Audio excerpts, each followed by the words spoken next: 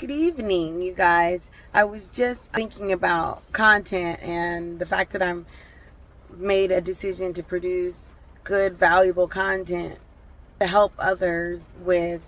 And I was thinking of the two reasons why it is taking me this long to realize my value in what I can offer others.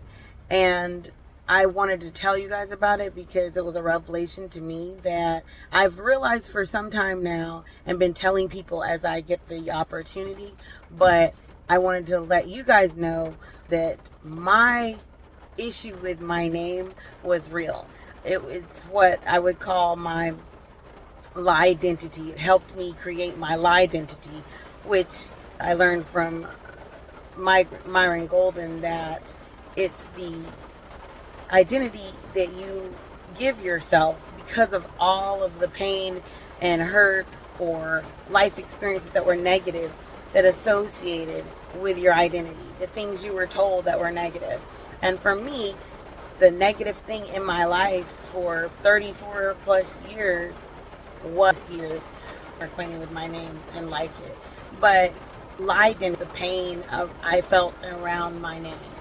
And ever since I could remember, when I was old enough to realize that people were mean and kids were mean and people weren't kind just to be courteous, if that makes sense, that I couldn't take my name. I hated the ridicule. I hated the name calling. I hated the funny jokes that people would say about my name.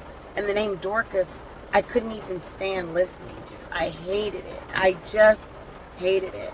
And so much so that I missed the point of why I was named that. I missed the opportunity to perhaps ask a question. I missed the opportunity to explore my name more. I did know somewhat about that it was biblical. It's actually found in Acts 9:36. There's this whole story about Dorcas in the Bible in Acts 9:36. She was a wonderful woman, and I knew that much. I also knew that she was dead, so I didn't want to have anything associating with my name.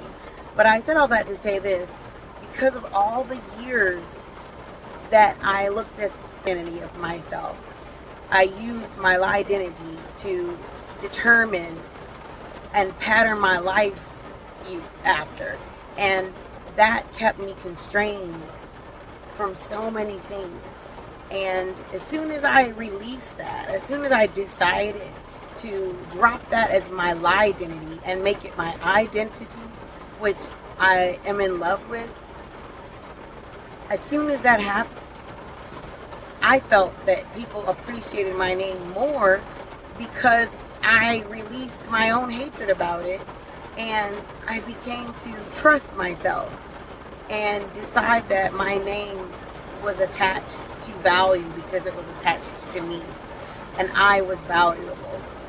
And so I'm so excited that I found that. I found my identity because I realized that I was keeping all of the value that I had within me bottled up inside.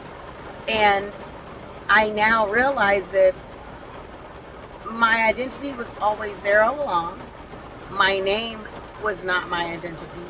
My name was simply a description of who I was born to be, who I already was. And then I began to realize, oh, now I'm looking at the tips in her name, the positive attributes she carried. She was a wonderful woman, a wealthy woman, a person who was influential in life, and she gave to others and had a huge heart. And yes, she passed away and was raised from the dead by Jesus. I liken that to my new born again identity in myself. The fact that I finally met myself and I love myself. And I realized that she was dying in the Bible and he raised her from the dead. I was reborn. I was raised from the death in my thinking and the death in my personal identity crisis, the crisis of me not loving myself first, and to the point that I was in love with myself so that I can love others better. And when you can't love yourself good enough, it's hard for you to love others because there's no capacity. So I just wanted to let you guys know, be encouraged.